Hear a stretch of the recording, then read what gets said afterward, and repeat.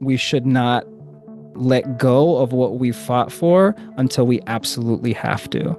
We just have to trust each other and trust ourselves.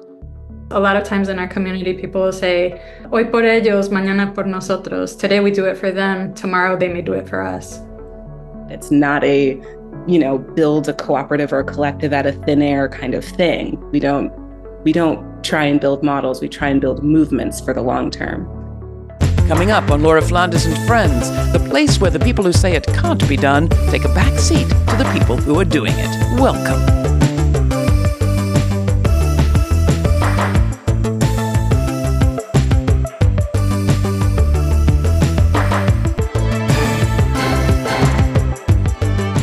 With stiff trade tariffs, mass layoffs, and the sudden shuttering of long-lived government agencies, the first actions of Donald Trump's second term may have pleased some. They've certainly terrified many. And with critical programs like Medicaid and even Social Security potentially on the chopping block, lots of Americans are worried and looking for non-governmental ways to protect themselves and their families. What better time then to dip into a new book, Beautiful Solutions, a Toolbox for Liberation, which was released at the end of 2024 from OR Books. Beautiful Solutions states that, quote, our problems are global and interconnected, and lifts up models from around the world, particularly from the global south, for surviving in tough, even authoritarian times. Today, we're going to talk with one of the co-editors, Eli Feghali, who worked with Nathan Schneider and Rachel Plattis to bring Beautiful Solutions to completion after the death of their colleague, Elandria Williams. With me to co-host this conversation is Lauren Hudson, who knows this field very well. She is a cooperative and solidarity economy organizer and researcher, a collective member of the Solidarity Economy Principles and Practices Project, and she teaches at the CUNY School of Labor and Urban Studies. Lauren, welcome to Laura Flanders and Friends. I am very glad to have you with me. Thank you for having me, Laura. I'm excited to be here as well. With us today, we have co-editor Eli Feghali, the regional organizing director at the New Economy Coalition, and Nikki Marín Baena, Beautiful Solutions contributor, who co-founded and co-directed Siembra NC, a Latine base building and political organization in North Carolina.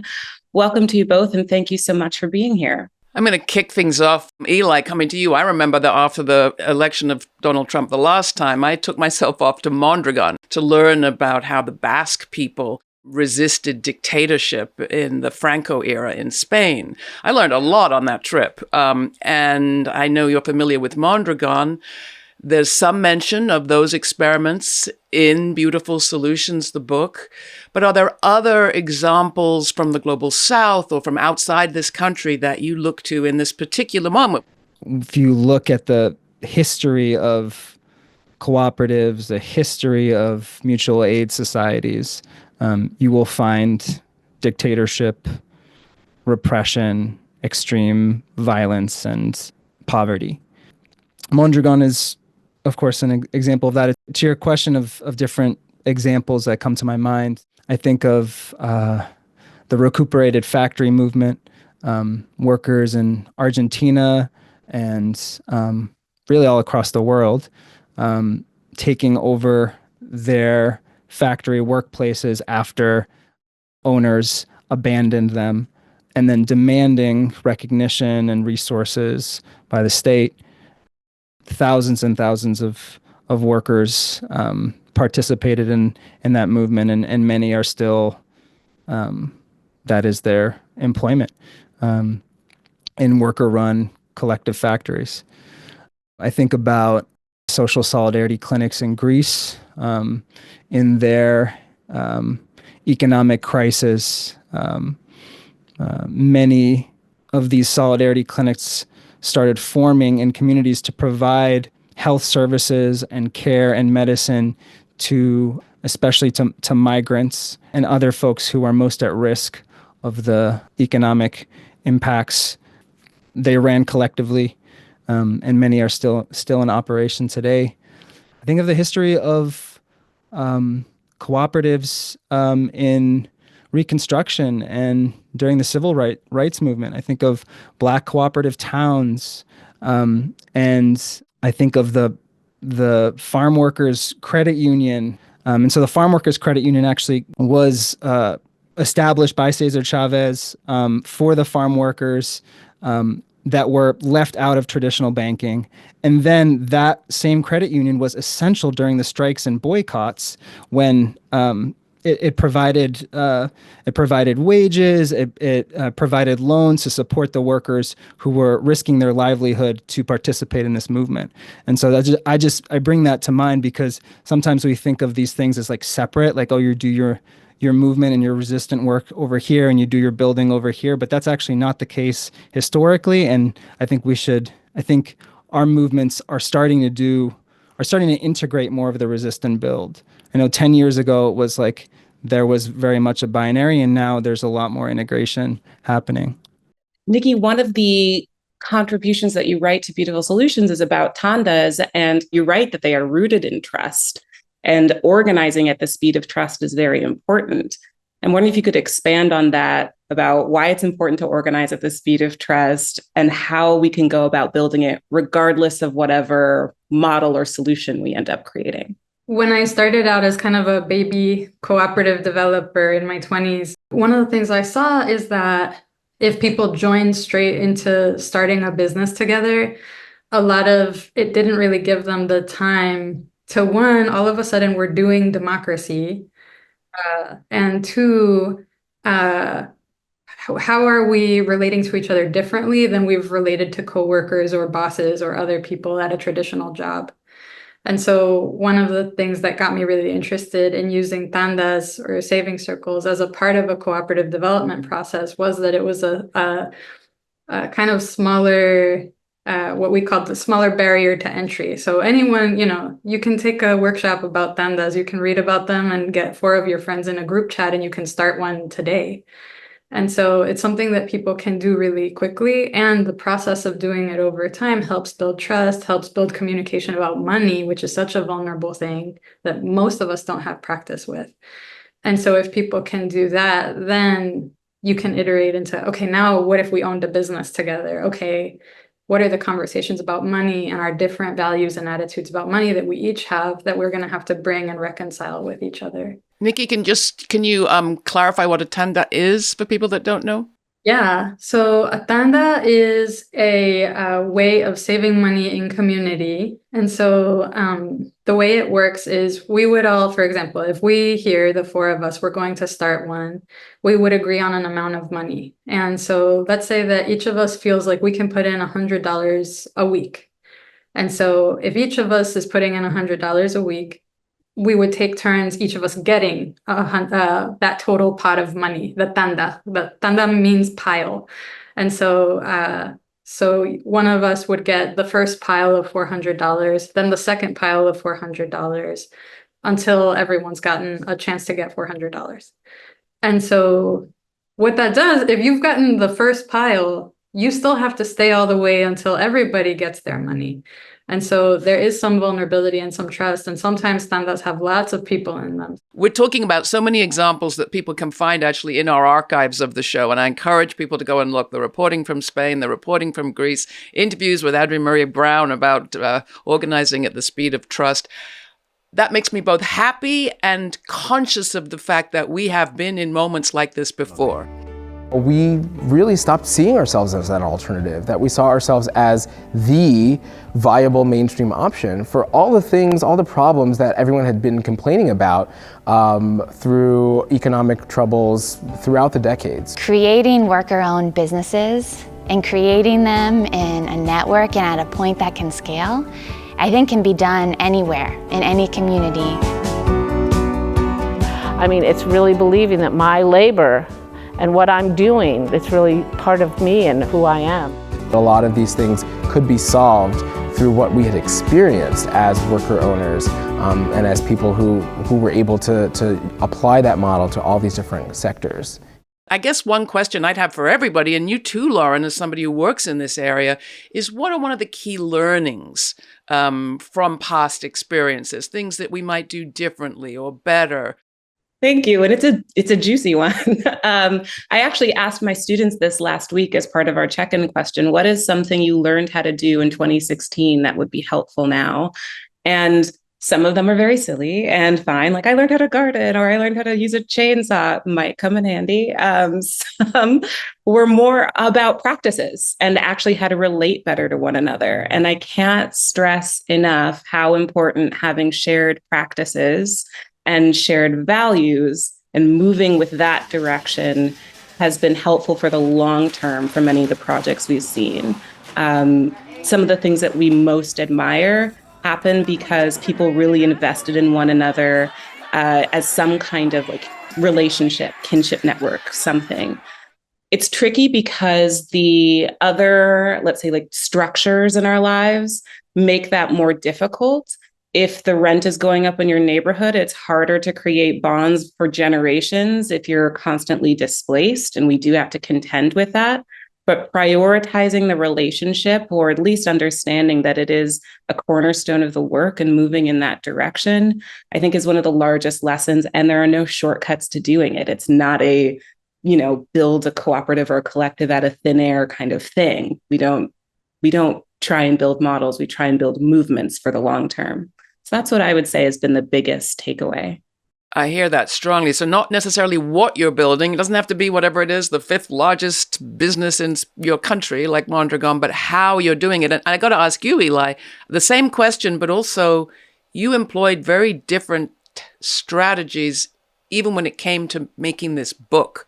Over 70 people from around the world contributed to this book. And the way that we worked with them was first and foremost to trust them, to trust that they were the ones to tell their own story. Everyone who contributed to this book had the final say over what got put into the text. I think the principle behind it is one of trust and I think there's this framework called non-extractive storytelling. And we felt like that was very much in line with the value of the solidarity economy, which is the opposite of extraction. It's about liberation. We'd be remiss not to mention that the process is also deeply informed by working with Alondria, who is not only an inspiring community leader that we both learned from, but a spiritual one as well. And so I'm wondering if you could just share a bit about what it was like working with them throughout this project. It was one of the greatest gifts, honors, blessings in my life, to work as closely as I got to work with Alandria E. Williams, someone who many folks in the cooperative and solidarity economy movement consider their mentor, without whom this book would not exist, without whom the way this book was made would not exist.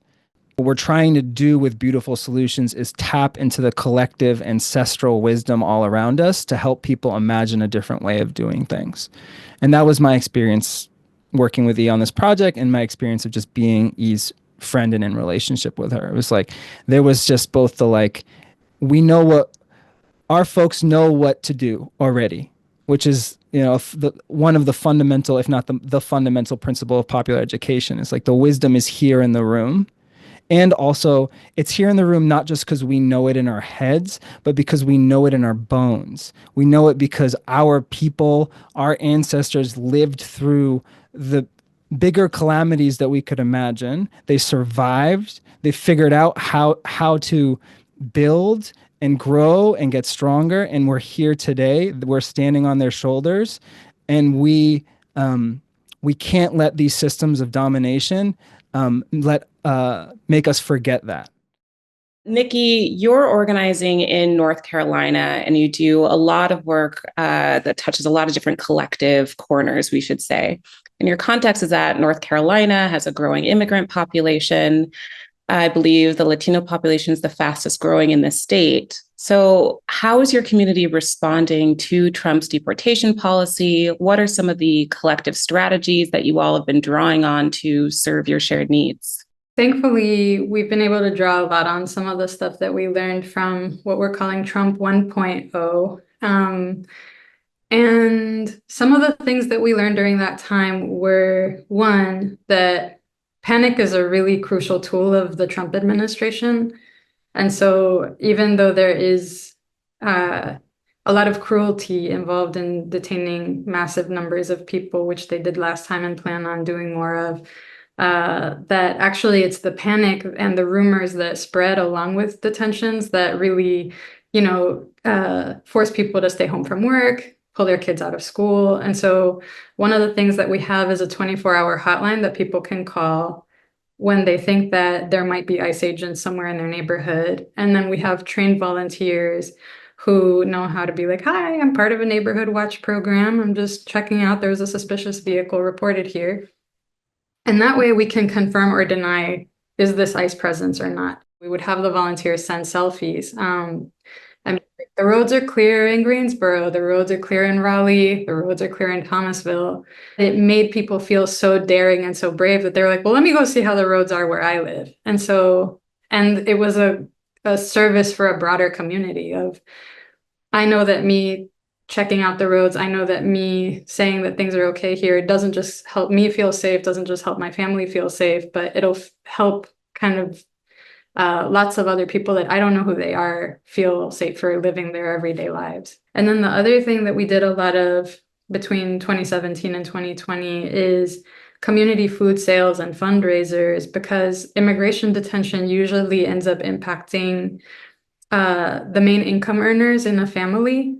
And so once that person is detained, it's not just the crisis of that person being detained, it's all of a sudden this family has no income. And in addition to paying all of their normal monthly expenses, they're trying to figure out immigration lawyers and different things like that. So community food sales, a lot of times in our community, people will say, hoy por ellos, mañana por nosotros. Today we do it for them, tomorrow they may do it for us. I love that answer, Nikki, and it takes me to ask you the obvious, which is that's what Beautiful Solutions is all about, saying some of these examples are out there for us to study. They all deserve more attention. Is there a project that you would like to mention that you haven't yet, that you think kind of hints at the future you are working to bring into being? I'm seeing worker organizing happen in a real way in North Carolina. Like Amazon workers, immigrant workers, I'm seeing fast food workers. And so I think that there's hope there for me about, I think that people have been splitting hairs about what happened in the 2024 election in a way that doesn't really speak to kind of what are working people experiencing right now. And I think that I'm really excited about seeing all of this worker organizing and how worker organizing can be part of the kind of ground for what comes next. One thing that amazes me is how big the network of cooperative institutions and the solidarity economy in New York City is in comparison to how it was 10, 20 years ago. And I know that you're very aware of that, Lauren, and I want to give you lots of credit, but I know you won't take it. Thanks. Well, I think that the networking is really what I always often come back to is once we create something and it's so precious to us and we work so hard and put so much energy in it, but it does participate in an ecosystem. And so I'm very proud of the work that we've done in New York with things like the Cooperative Economic Alliance of New York City that took a lot of work by a lot of unsung people. But it's all about building that kind of web of relationships, not only so that we are not operating in the dark, but so that we actually create a value chain that we participate in that, carries us through. So those are the things I'm often excited about. I'd obviously love to hear from Nikki, you, and Eli, the role that networks even play in this landscape when we're talking about solutions. They can look very different. I was part of a national network called the New Economy Coalition. We were a membership network. We are a membership network of more than 150 organizations across the United States. And it's a voluntary network. So organizations join if they share values and they can meet the level of commitment that's being asked of them. And that's a network that is meant to represent the solidarity economy movement in the country and create spaces for members across sectors of the economy to be collaborating, working together on shared projects that are bigger than they could tackle on their own. And so that's another big reason to create these networks. Is a shared power, shared creativity, shared learning. Absolutely. Nikki, how about you? What role do networks play in your work? One example I can think of was we here in Greensboro back in 2021, we had a housing fight at a mobile home park that was getting bought out. And so we were working on a community organizing campaign. We were trying to figure that out. And at the same time, we could call our friends in Western North Carolina at Poderema and be like, okay, we don't know how to buy property, but if we were going to buy this thing, what would we do? And so they were like, we've already done this a bunch of times. Here, let us walk you through it. And so, and then there have been times where they're like, I think there's a housing fight. Do you want to pitch in on this? Like, so I think there's kind of giving some people opportunities to kind of learn more about a specific thing and then share those learnings with each other. And also my organization, Siembra, has been part as an organization, a hub organization of Mi Gente, which is a national network of Latine members and organizations. And I think being able to share information and learnings about times like this is really important for us. So I guess my question for all of us is, what do we fear? And what from all of this experience do we draw on? Certainly the ancestors, certainly the sense that this is not brand new. Anything else you want to lift up that might sort of maybe encourage people to look around and put some new things in place where they are? Eli. The only thing that I feel some fear about in this moment is that some of us, and maybe I'll just say we, maybe some of us, will give up ground that we don't need to give up out of anticipatory fear of what might happen. We should not let go of what we fought for until we absolutely have to. And we can make an assessment on when that is in the moment, but we just have to trust each other and trust ourselves. My fear is really that we'll make it to 2028 with people not feeling like they have any better understanding of people who are different from them. How do we dream our big dreams about not just what we're fighting against, but what we're fighting for, and really hold on to those, and also understand that the little projects and the little connections that we make with each other, that we do those today, those are the only things that can become those big dreams. I want to end with the question we end every episode with. If you were to look forward 25, 50 years from now, what do you think the story will be that the future tells of now? Nikki. The story that I hope that the future tells of now is that the stakes got higher. Some people did become more afraid, and I think that made people take more risks, that made people try more new things, that made people reach out across differences to each other. And there was more art, and there was more laughing, and there was more community building, and that was eventually how we won. Eli? We'll look back at this time and appreciate the importance of underground organizing. I think we will see the ways in which constraints drove creativity, constraints from repression, from legal challenges, from foundations pulling money. Like Nikki said, they inspired us to find new ways of organizing ourselves. Lauren, same question to you. I recall that is it a Mexican saying? They thought they could bury us. They didn't know we were seeds. Exactly. Yeah, I see this moment in the future. I have to think as an educator as well. How do we teach this moment too? How do we narrativize it for our students? And I think what they'll say is this was a rupture, right? And it was a rupture that forced And it forced many of us back into some corners, but it was also an invitation to participate in the world in a different way. It almost gave us permission to build connections we wouldn't have thought of, to walk away from institutions that don't serve us. And it's a pivot in our class consciousness. And so I think that's what they'll say. I like it. I like it. So a rupture and an opportunity, an invitation. Well, thank you all. I really appreciate you being here. Lauren, please come back. An invitation issued formally to you. I want you back. Let's do this again. Eli, congratulations on the book, and Nikki, continuing your work. It's really amazing. For those who want to find all of our archives, you can through the links at our website. Till the next time, for Laura Flanders and friends, stay kind, stay curious, and thanks for joining us. For more on this episode and other forward-thinking content, subscribe to our free newsletter for updates, my commentaries, and our full uncut conversations. We also have a podcast. It's all at lauraflanders.org.